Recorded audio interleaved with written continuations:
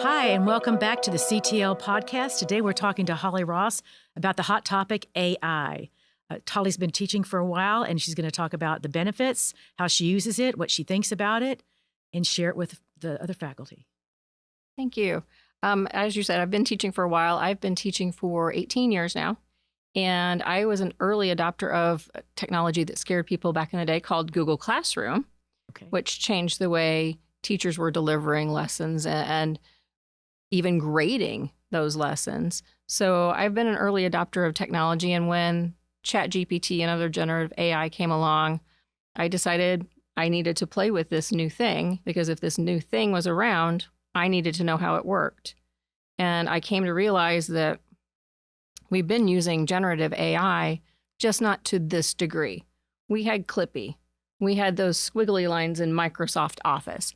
Those were AI. We just didn't call it AI.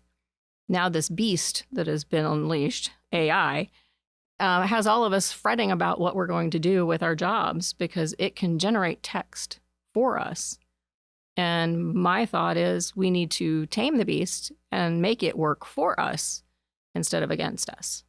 So I've used it in the classroom just recently, and I came clean with all my students and told them I did this because I want them to be completely transparent. Because I don't let them use it for writing, but I let them use AI to help them find weaknesses in their writing. But on Facebook Memories, an activity that I taught 15 years ago to fifth graders popped up. And it was a color-coded activity having them look for specific things in an essay. And we were getting ready to start poetry, and I was like, students really struggle with elements of poetry. How can I help them better understand the elements of poetry? And I fed the old information into ChatGPT and said, hey, my students struggle with identifying poetic elements. Can you help me change this into an activity that's a college level activity focused on, and I listed what I needed it to focus on. And a few minutes later, I had an activity that worked with the students, and I've used it this week. And the last class, right before leaving to come to this interview, I asked for some feedback. And they all really appreciated it because they said it helped them see poetry a little differently than they'd ever seen it before. So for me, that's a win. I'm not asking them to use it, to do the writing. I didn't ask it to do the writing for me. That process I could have done by myself. I fed all the information into it. It took 30 seconds to come up with what probably would have taken me 30 minutes or an hour to flesh it all out. So it can benefit us greatly, and it can benefit the students if we teach them to use it ethically and responsibly. Okay, so what recommendations would you give faculty that may be apprehensive and think, I don't want them to cheat, I don't want them to write their stuff? I mean, what advice can you give the people that are kind of on the fence or are afraid of it? I mean, first of all, play with it. Okay. Say you want to take a vacation, go to ChatGPT or Claude or whatever AI, generative AI you want to use, and ask it to plan a vacation for you. A vacation for you, a family of 5 to, let's say, France. And here's my 10-day itinerary, and have it plan that.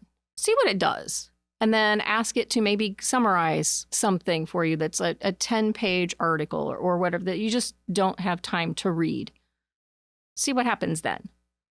It's not something that's evil. We've all seen the movies. We've all read the Bradbury books and the Orwellian books. We know what technology can do.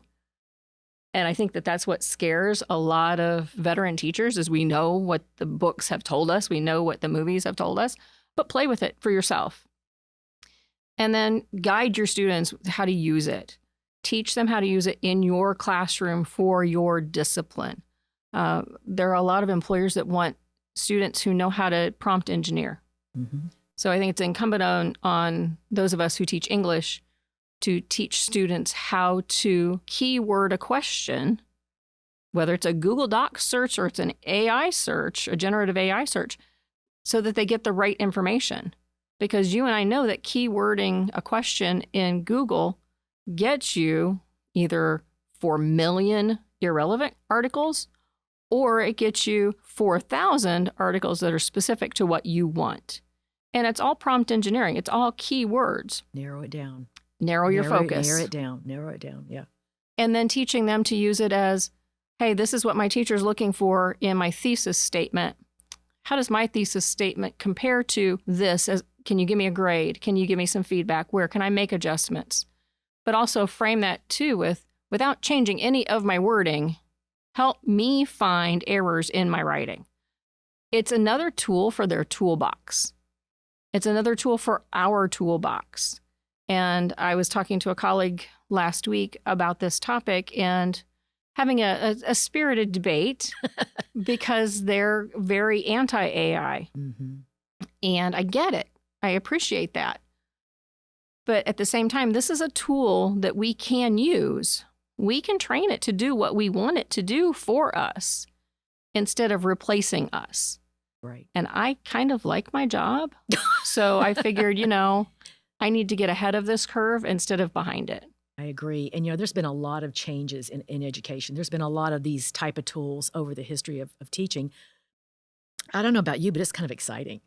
I think it is. It's refreshing. It's exciting. It's almost like, you have another set of eyes of looking at what you're doing. Sometimes we can get blinders on ourselves and we can get complacent in teaching. Absolutely. And I think sometimes when you throw these things in there and they, show you a different way of looking at things, for me, it's exciting. I mean, I'm at the end of the road, but I'm using it and I'm very excited about it. Yeah, I'm not far from that point myself, but I feel that I need to respond to today's students. We are not teaching the students from 10 years ago. No. We have a new workforce. We have a different mindset. The students are really, truly wired differently. They are so tech savvy. And when I started teaching, the advice I was given was 15 minutes, then transition to a new activity, then 15 minutes, Yep. And now with things like TikTok, that attention span is 30 seconds if we're lucky before we're transitioning. So we have to fight against that. And I think that sources like ChatGPT and Claude and Gemini and whatever generative AI, I think those help us reach those students. And I think if we're transparent about how we use it and when we use it, the students will see, okay, I can use it for this kind of thing. And that's okay with my teachers. Right. And do you think ChatGPT is one of the best of the generative AIs? I don't know.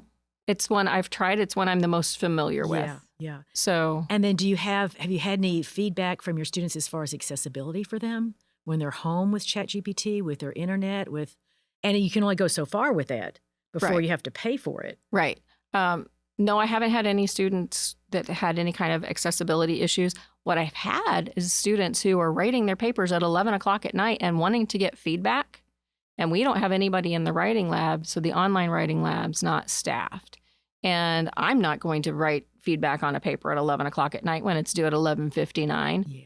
So they're turning to something like a ChatGPT or Claude or Gemini and getting some feedback that way on their paper and making final corrections before they turn it in and making those last minute edits like anybody that writes for a professional wage would do. They'd make those last minute edits before submitting it to an editor. And I think that that's a positive for our students. They're still working. We've got to adapt our tools and we have to realize that the tools have changed. And it's a difference between hand tools and power tools, or an abacus and a scientific graphing calculator. Yes, I know that those things can't produce the work themselves like generative AI can, but we have to approach it and they're tools to help us, not to replace us. Because I think if we are complacent and we don't take that step, they will replace us. Absolutely. So have you seen how long have you been doing this in class, using this tool? And have you seen, what are the students' responses, and are you getting better assessments because you're using it? I've started using it more last spring, so the spring of 25. Okay. But fall of 24, I showed them how to input their draft into ChatGPT and ask for comments on organization and structure.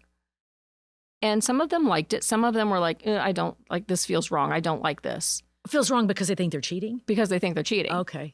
But I'm telling them, I'm guiding you through this. Here, I want to do an experiment.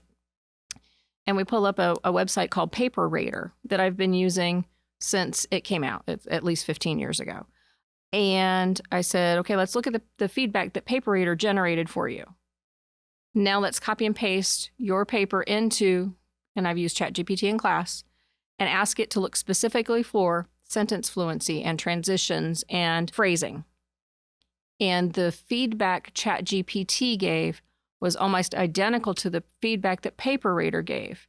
Now, to satisfy my own intellectual curiosity, I graded a paper, and then I pasted an excerpt of that paper into ChatGPT and said, here's my rubric, provide feedback. And the feedback was almost identical to the feedback I would provide. So if that feedback is the same, whether it's human, a platform I highly recommend, which is Paper Rater, and the generative AI, why can't I let them use it? Mm-hmm. Why shouldn't I let them use it? It helped you justify that, didn't it? Absolutely. Yeah. Absolutely. Right. So it sounds positive. I've had nothing but positive experiences with it. Do you think you'll use it any more because you've used it for a year now? Mm-hmm. Do you think that you will incorporate it or are you incorporating it in all your classes? I try to incorporate it in all my classes. Okay. I think that based on a PD session that I went to recently, I'm trying to write things that are more AI resistant. And I'm even looking at the final projects for the semester, the essays that they're writing, to make them more AI resistant instead of... Okay, so how much time does that take? It takes a considerable amount of time. Because I was at that same session and I'm like, holy smokes, that's going to take a lot of time. Yeah. I mean, I liked what I heard as far as the resistant, but I thought that's going to take a whole lot of time. It does. But if I plug in what I've already got and I ask ChatGPT, Claude, Gemini, whatever, to help me make it more AI resistant, it takes 30 seconds. Oh, good. That's good to know. So it can show you how to make an AI resistant assignment, which seems pretty antithetical when you think about it. It does what you tell it to do. It does what you ask it to do. And I also tell the students, hey, you know what? It makes things up. Yeah. It fabricates things. Gotta be careful with it. It'll make up a source, and I check your resources. Yes, same here. So, you know, I catch them using it. Yeah. And I remind them what the policy is. Right. If they continue to use it, we go further. Yeah. Gotcha. But well, Holly, thank you for your time today. It's been most You're interesting, welcome. and I appreciate your time. And stay tuned for the next podcast for the Center for Teaching and Learning. all right, thank you.